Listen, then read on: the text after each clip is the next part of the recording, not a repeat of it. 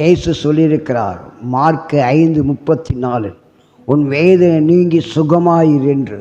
எனக்கு அருமையான தெய்வ ஜனமே, இவள் வேதனை நீங்கி சுகமடைவதற்கு 12 ஆண்டுகளாக பெரும்பாலுடைய ஸ்திரீயாய் காணப்பட்டாள்.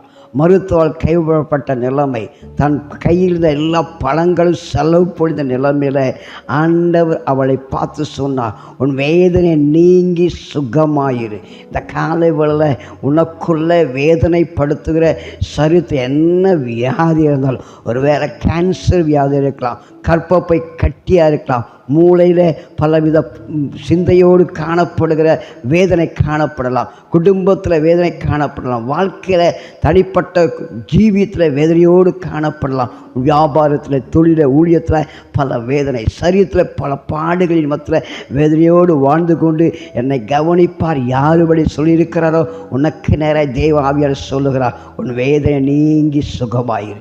என்னை பலப்படுத்துகிற கிறிஸ்துவினால் எல்லாவற்றையும் செய்ய பலன் உண்டு தேவைப்பிள்ளைய.